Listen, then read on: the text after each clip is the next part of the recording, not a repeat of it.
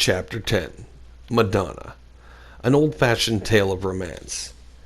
The first night I was with Madonna, we ended up in a gay nightclub in Miami. I was sitting at a table having a drink, staring out at Madonna and her girlfriends on the dance floor. They were dancing, and then some. Madonna was dancing around, hugging these girls, holding these girls, and kissing them. It was playful and fun, and I was in the middle of the whole thing, watching and wondering what the hell this crazy life had done to me this time. Little did I know this was just the beginning of a wild 6 months. Madonna first came into my life in 1994 when she was going to all the Knicks games at Madison Square Garden. She was there along with all those other stars, Woody Allen, Spike Lee, Billy Crystal. She liked John Starks at the time, but I never paid much attention to her love life, to tell you the truth. Then, during the '94 All-Star game, she was on television saying she really wanted to meet Dennis Rodman. She said something like, "I think Dennis Rodman is cool as shit.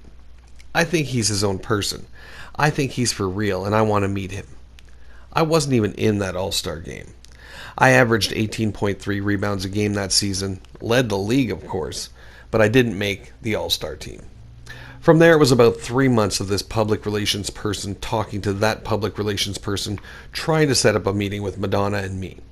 The way I looked at it, if the woman wanted to meet me, let's just meet and get it over with. Let's not deal with 100 different people just so we can sit down and talk. Finally, in April, one of her people called and asked me to come to Miami because Madonna was going to interview me for Vibe, the hip-hop magazine.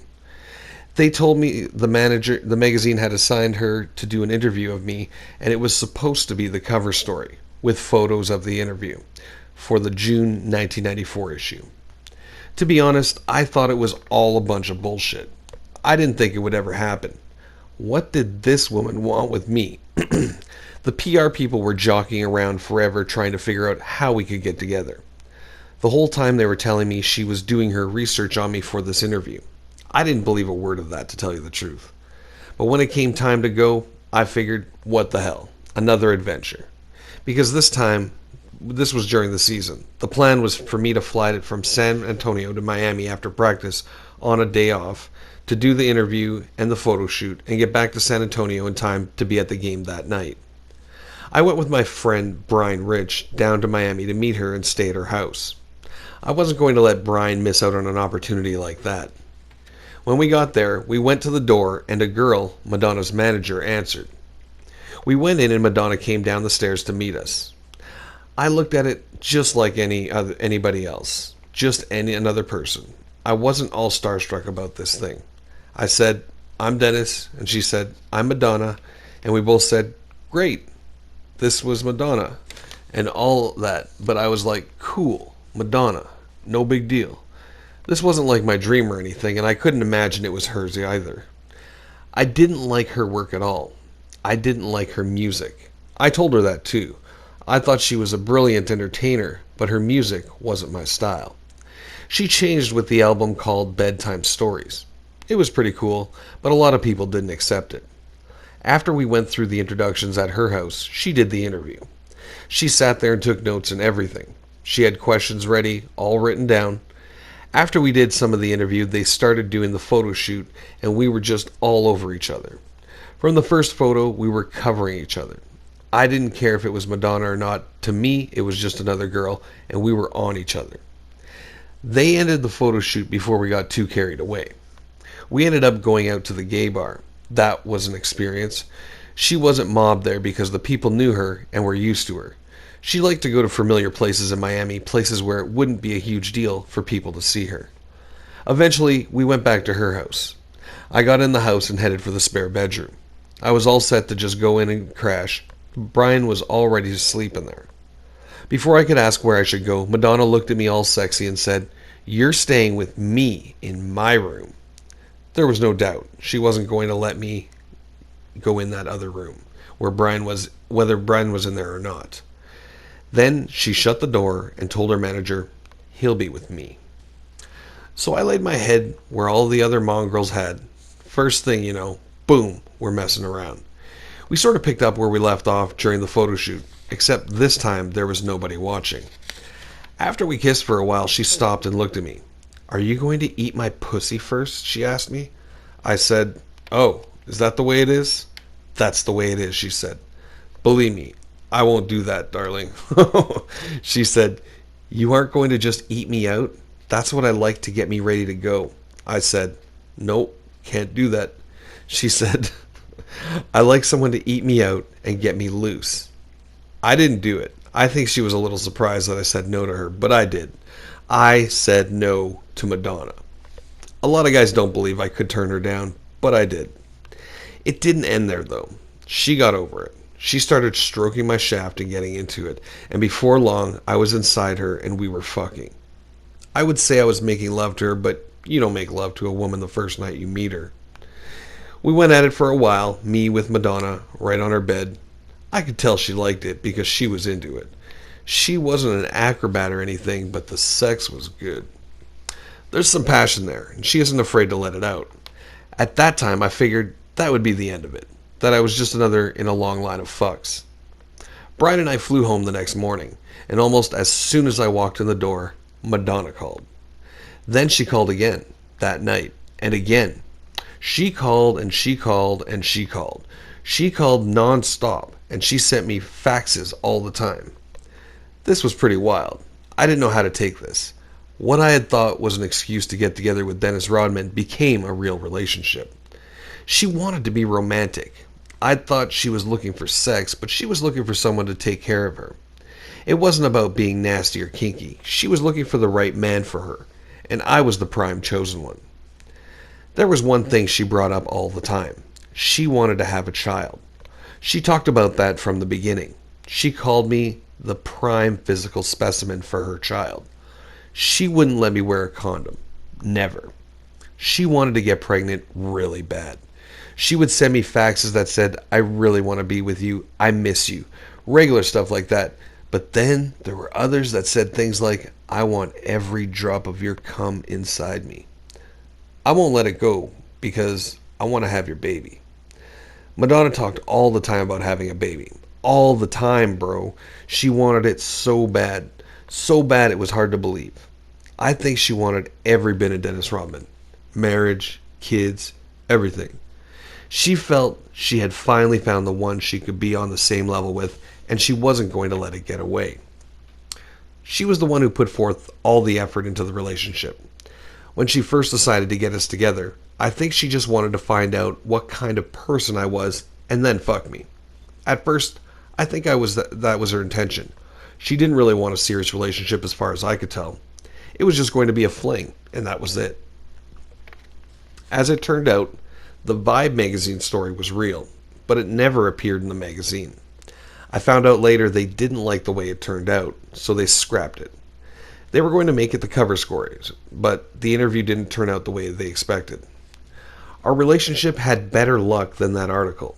We got to know each other and we found out we had a lot in common. Our philosophies on life were pretty much the same. We thought a lot alike, and we both had the same knowledge about how stupid life is on this marble we live on. We are two people who do whatever we want in life and get away with it. We see through the shit, both of us.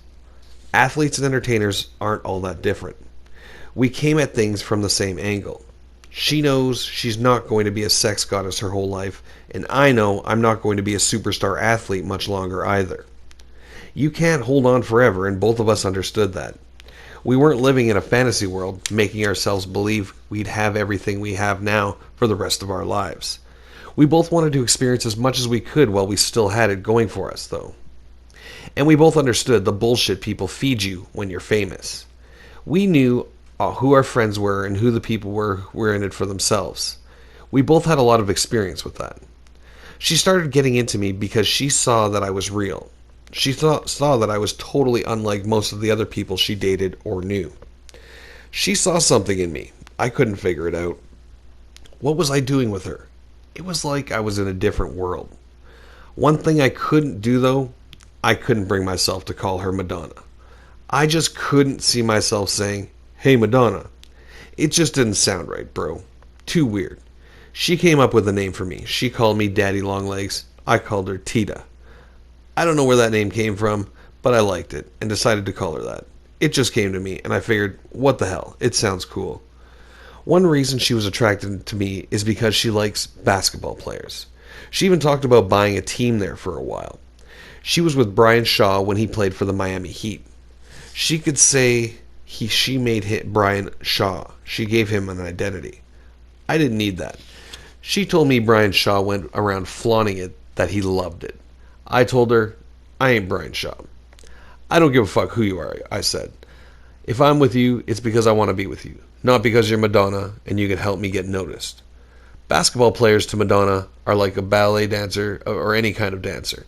She feels basketball players and dancers are both graceful and elegant, very sleek. She enjoys that part of it. Athletes are a real turn-on for her because she appreciates anybody who can move with such fluid motions. Madonna's a connoisseur of bodies. She studies them and watches them closely. When you've been around the world as much as Madonna has, you've probably seen more things than anybody. You should be a connoisseur of something, and for her, it's the human body. She looks at a basketball player, and she wants to know how he can do the things he does. It really interests her, and she sets out to find whether it's something she wants in her life every day. She can have anybody in the world. Every man thinks she's the ultimate fuck, so she can choose who she wants. I guess she decided she wanted me. Anybody who dates Madonna is going to get attention.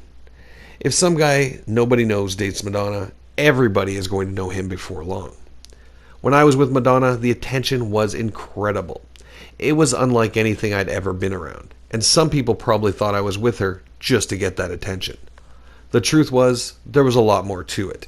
The attention that came with being Madonna was the worst part of being with Madonna. She was great, but I could do without the other stuff. If you want to know why I'm not still with her, you could start right there. I still didn't understand how serious she was until the day she showed up in Utah. Utah was huge, bro. We were playing in the first round of the playoffs against the Jazz, and Madonna flew in from Los Angeles.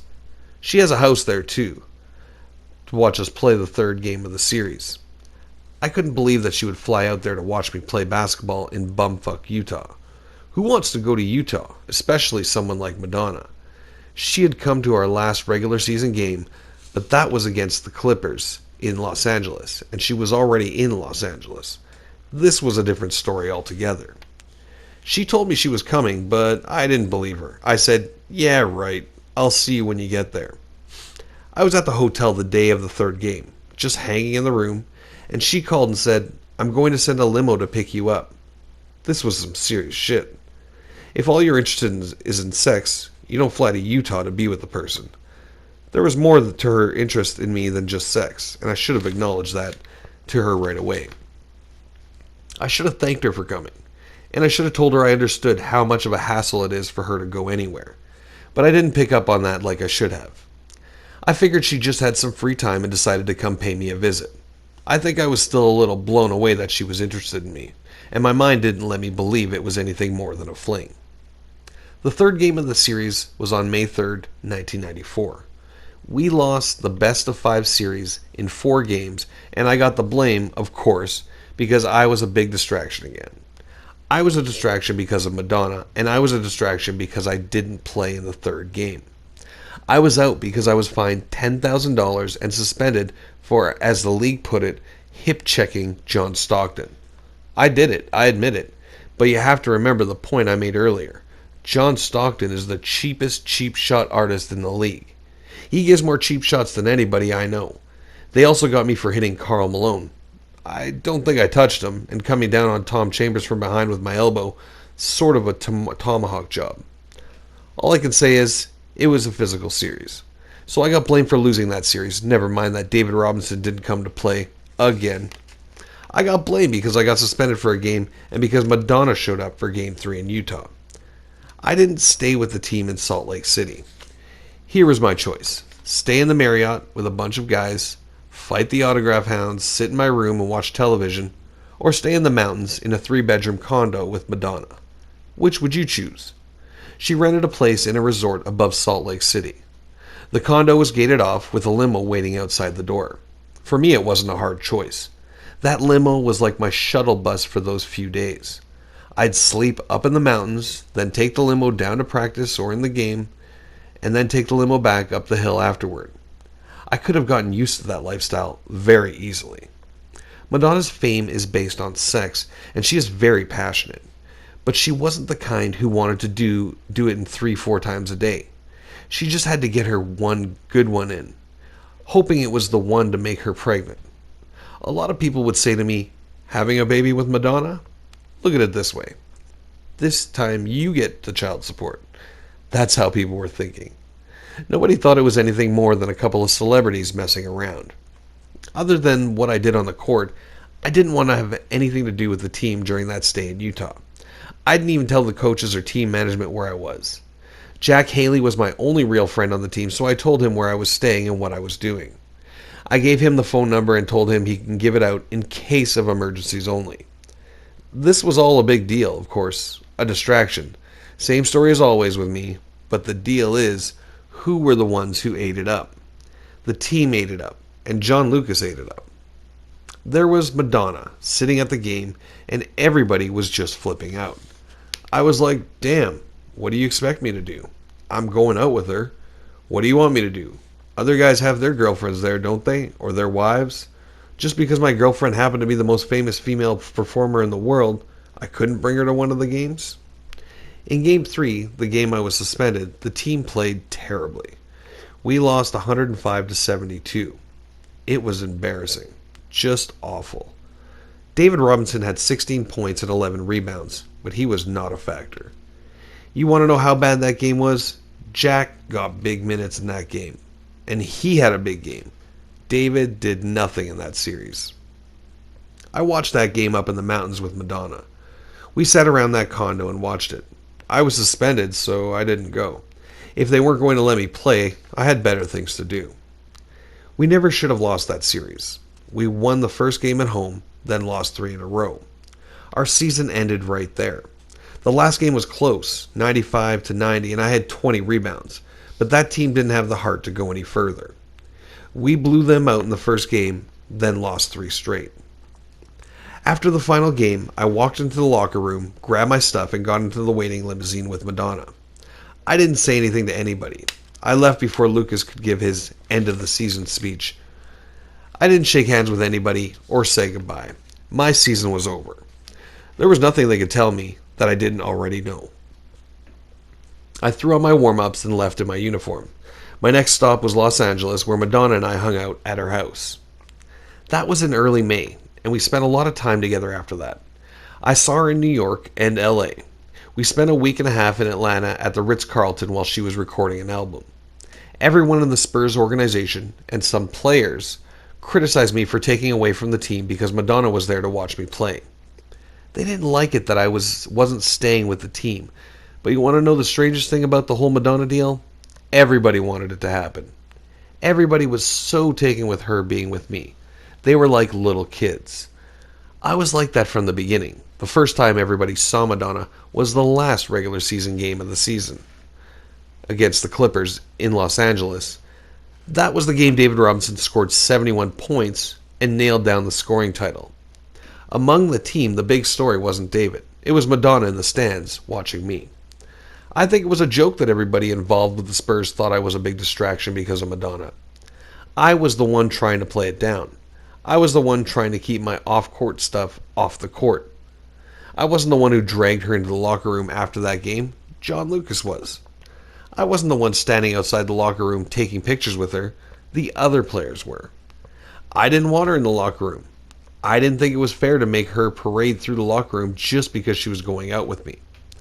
John Lucas came up to her after that Clippers game and grabbed her, and walked all the way back into the locker room with her. This was the head coach. And who was sitting there saying, we got to get Madonna? We got to get Madonna here for this game? It was the Spurs organization. They were the ones saying that. Nobody brings that up. Nobody tries to say the Spurs organization or John Lucas was a big distraction to the team because of the way they acted when Madonna showed up. No, I was the big distraction. I wanted to see her, but I didn't want her to come to the games. I knew people were going to make a big-ass deal of it. They wanted her to come to the game because they knew it was going to be a big-ass crowd. Let's have a crowd. Let's have everybody come out and see Madonna. But she wanted to come to the games, and that's her right. If she wants to come and watch a basketball game because she's going out with a guy on the team, Nobody should make her feel uncomfortable. Just let the woman be, bro. After that game against the Clippers, everybody was all jacked up. It was like a big party. Everybody wanted pictures with Madonna. Even Jack Haley's family got into the act, wanting pictures. Everybody wanted something for her and from me. There was so much confused emotion going through my head at that time. There were so many mixed messages being sent my way. They wanted me to be with Madonna, but when I was with Madonna, I was a big distraction. It didn't make any sense. There was nothing in it for John Lucas, so I don't understand why he got so excited. He ate it up, more than anybody. It was just Madonna. That's the way it was. Madonna's at the game. Look at Madonna. Other players were like that too. They made it a circus. The NBA made it a circus. The Spurs made it a circus. My teammates made it a circus. There's Madonna sitting in the front row watching Dennis Rodman. Can you believe that? At that point in her life, Madonna was ready to settle down. She was really cool to be around, mellow, low-key, caring. She has this public image of being hard and tough, but underneath, she's a sensitive person. She likes to be held and comforted. I wasn't ready to settle down, though. She wanted me to calm down a little and be happier just hanging with her and living a slower lifestyle. She used to say I've been through that stage. I've been wild and crazy. She wanted me to get through my wild and crazy stage too. But I couldn't just drop everything. I was still having fun, looking for new challenges. I wanted to go out on my boat, hanging with my friends, but she couldn't do that. If she did, everyone would have gone ballistic. She was always looking for places where she could be a person and not Madonna. And that was hard for her. She couldn't just come down to Dallas and hang out with me and my friends. They'd be too freaked out, and it would end up being a bad situation.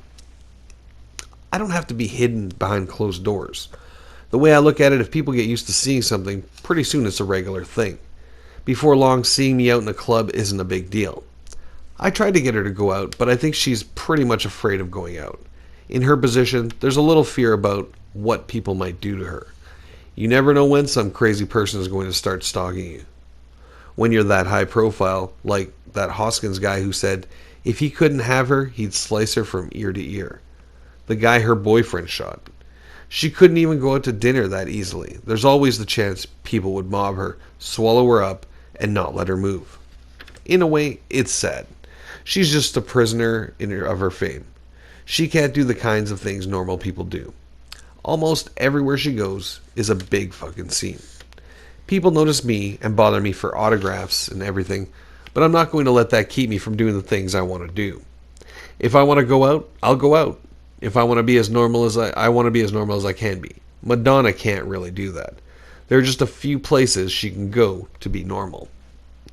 She's a great lady. If you watch her on TV or in her videos, you get the perception of her as a real hard person who says fuck for 20 minutes on David Letterman. In person, she's nothing like that. I don't remember her swearing to excess when we were out together. She always handled herself elegantly. We never had any problems. It was one of the easiest relationships I'd ever been in. The sex was great. Not the greatest, but good enough. But there was more to it than that. We understood each other so well. It was almost scary. But as sweet as she was, whenever I was with her, I always knew I was around a woman who had power and knew how to wield it. She is a big-time businesswoman, and she knows exactly what she wants. Just look at the way she got me to come to Miami. She hooked up with Vibe magazine and used that to get me down there. She wanted to meet me, so she made it happen. She can have anybody she wants. She's got all the money in the world. She's a powerful woman. That's what appealed to me about her. There was nothing else in it for her. There was nothing I had that she wanted. There were no strings. It was all just liking the person and enjoying being with them. I didn't have to wonder whether the roof was going to cave in and she was going to start wanting my money. Hell, my money was pocket change for her. And the sex was very entertaining, which helped. It was entertaining, but it wasn't something that needs to be exploited. It wasn't wild, crazy, and kinky. It wasn't like that at all. It was just very entertaining.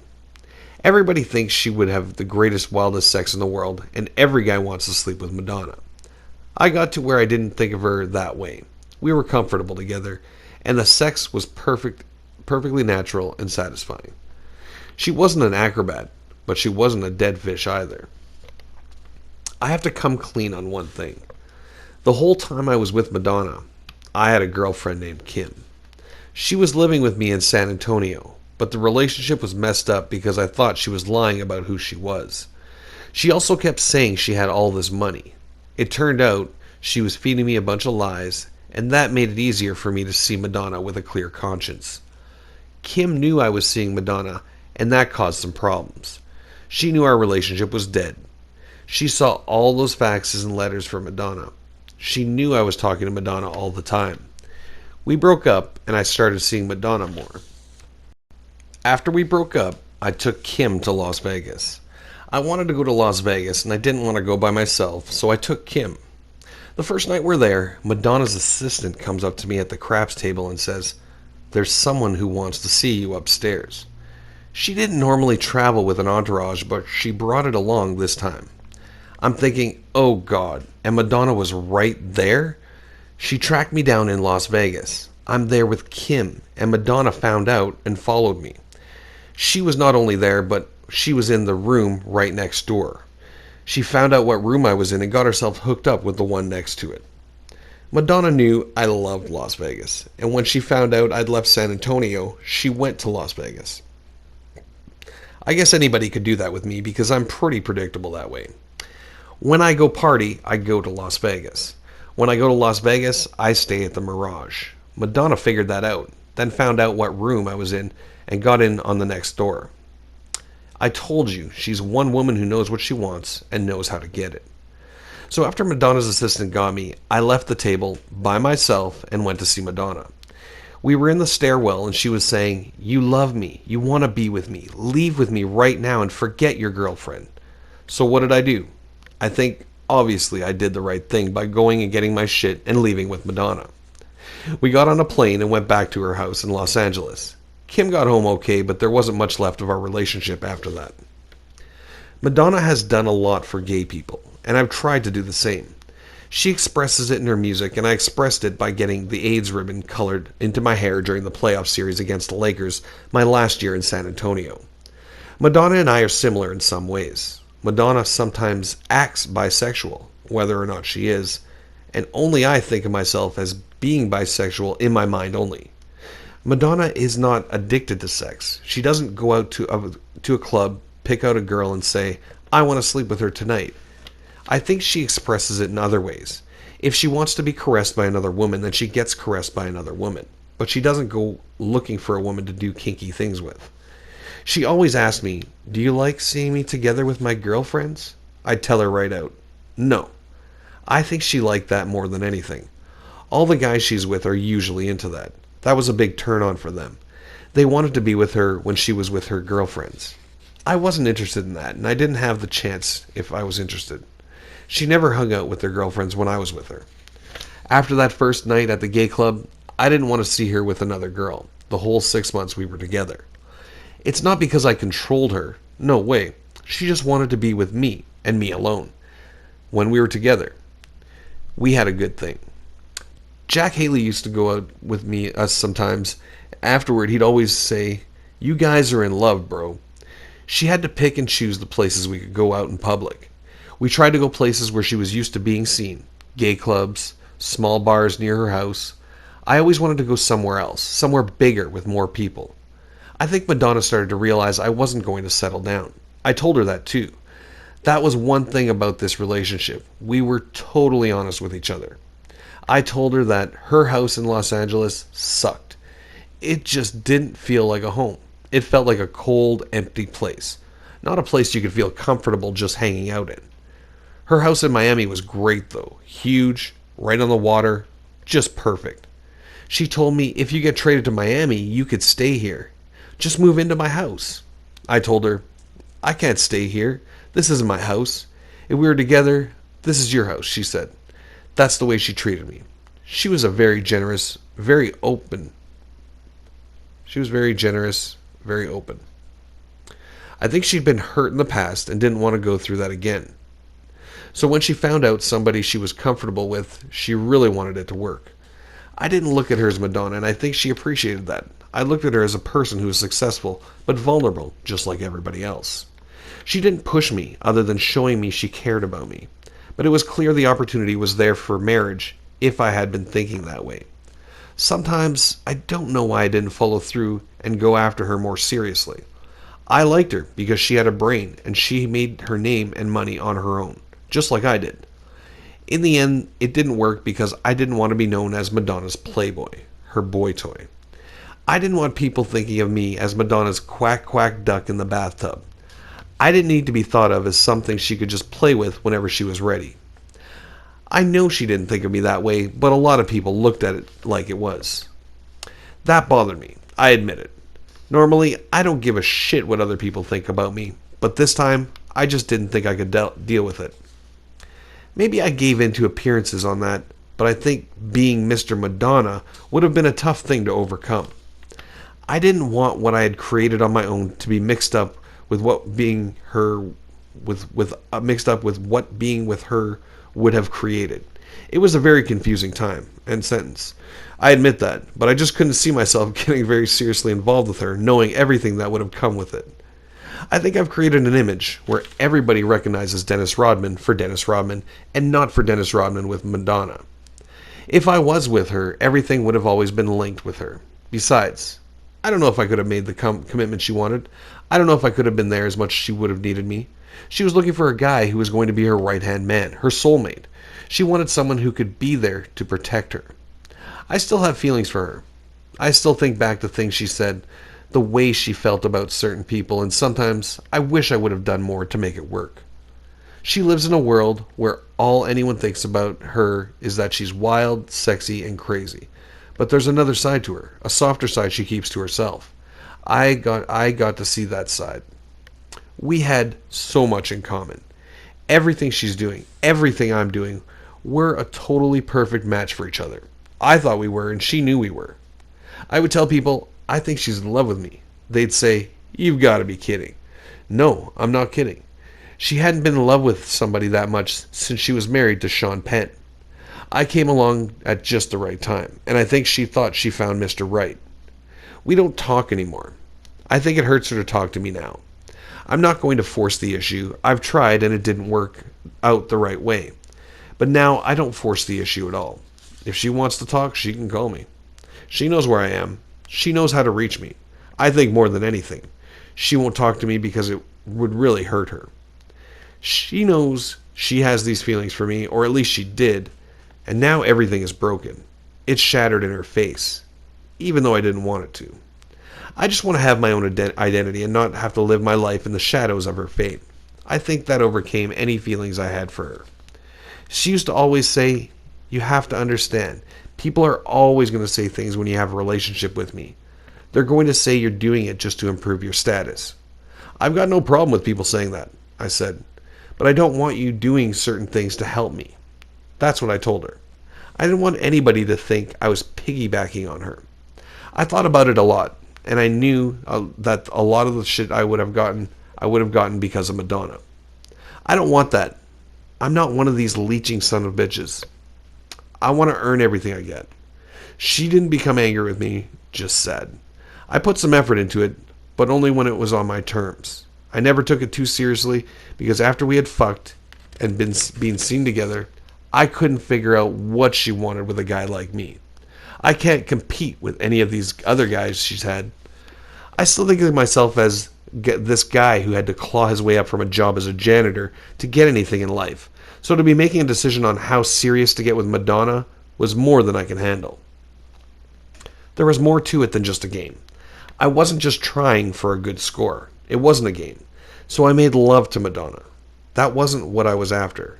I was on the Howard Stern show and he kept talking about it as a good score, and I think that probably hurts her to be thought of that way.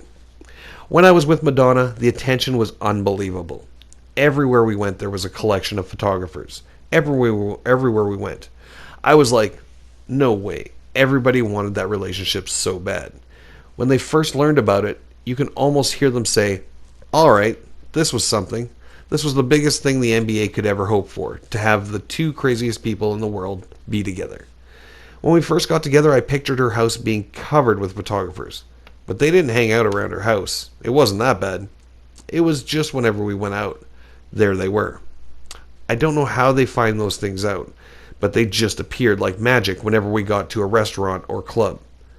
When they find out where the huge stars are, people are there. I didn't look at it like, wow, I'm with a famous person, the most famous woman in the world, the diva of sex. I never looked at it like that. She never came up to me as the goddess of love.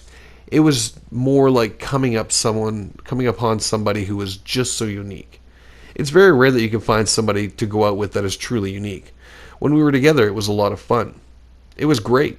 It was two very independent people wanting to make a cosmopolitan type of relationship.